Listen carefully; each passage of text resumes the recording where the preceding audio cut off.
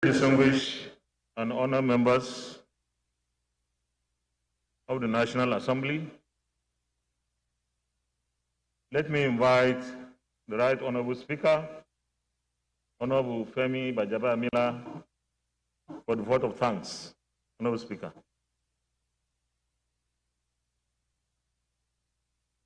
I want to move a little because I'm taking off my mask. His Excellency Muhammadu Buhari, GCFR, President and Commander-in-Chief of the Federal Republic of Nigeria, His Excellency Professor Yemi Osinbajo, Senior Advocate, GCON Vice President, Federal Republic of Nigeria, Distinguished Senator Ahmed Lawan, President of the Senate, Chairman of the National Assembly, Principal Officers of the Senate and House of Representatives, distinguished senators and honorable members of the House of Representatives, Excellencies, Executive Governors here present, Mr. Boss Mustafa, the Secretary to the Government of the Federation, Professor Ibrahim Gambari, Chief of Staff to the President, members of the Federal Executive Council, members of the Diplomatic Corps, Engineer Ahmed Amishi, Chairman, National Assembly Service Commission and his commissioners, Architect Ojo Amos, Clerk to the National Assembly, the Clerk Senate and Clerk House of Representatives, heads of security agencies, heads of federal agencies and parastatals, invited guests, gentlemen of the press, ladies and gentlemen.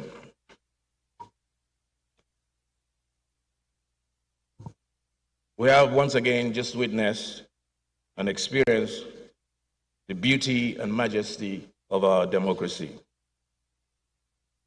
The laying of the budget proposal by Mr. President before the legislature for consideration and approval. On behalf of the Senate and House of Representatives of the Federal Republic of Nigeria, I extend sincere appreciation to His Excellency President Muhammadu Buhari, GCFR, for coming to the House today for this purpose in fulfillment of the obligations of his office. When just over a year ago we gathered in this chamber to receive the budget proposal and begin the appropriation process, we made specific commitments to the Nigerian people. We promised that we would pass the budget promptly, free of the rancor that had bedeviled the process in times past, and we delivered on that promise.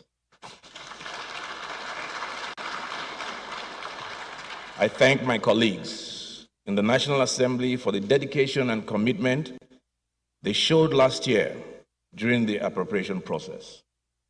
Senators and members of the House of Representatives toiled night and day, sometimes through the night and into the wee hours of the morning, to ensure that we achieved our commitment to return to the January to December budget cycle as envisaged by the Constitution. I do not doubt that we will exhibit the same commitment to nation building and deliver a good budget on time. We cannot afford a return to the old practices, and we must do everything in our power to avoid such an outcome.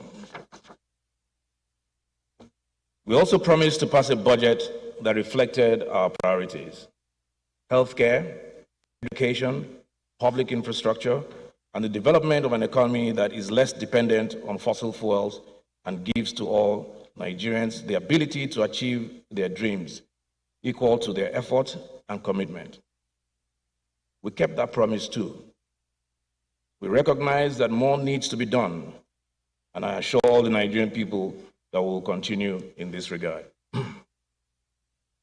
Let me also use this opportunity to announce a new protocol in the House. Henceforth, all ministries, departments, and agencies who come to defend their budget or their budget proposals will do so without their security details present. We must take this course of action to prevent the unacceptable proliferation of sidearms in the hearing rooms during such engagements. Additionally, the House intends to adhere to the COVID-19 social distancing protocols, and we need to be able to limit the numbers of people in these hearing rooms at any point in time. The world changes quickly, often without notice, and always with consequences. We have learned this lesson at a high cost in the past few months, and we must ensure that the lessons learned are reflected in the budget that emerges from the appropriations process. We must make sure that we are better prepared for next time, because there will be the next time. The reality of globalization and the connected interdependence of nations means that there will always be something on the horizon that threatens to destabilize our world. Let us move forward in this certainty and make sure that we are prepared for the future, whatever it may bring. I thank His Excellency President Muhammadu Buhari, GCFR, the Vice President, Professor Yemi Oshibajo, the Secretary to the Government of the Federation, Mr. Boss Mustafa, the Budget Office, honorable ministers, and all those who have labored to develop the proposal that Mr. President has laid before Parliament. I believe I speak on behalf of the entire National Assembly in assuring you that the proposal will receive thorough and speedy consideration.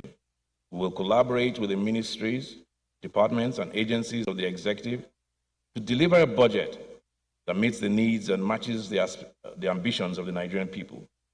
And we will hold ourselves in the legislature to the highest standard of integrity so that our deliberations and contributions to this process are motivated only by considerations of the best interests of the Nigerian people. I thank you all for joining us here today. God bless you, and God bless the Federal Republic of Nigeria.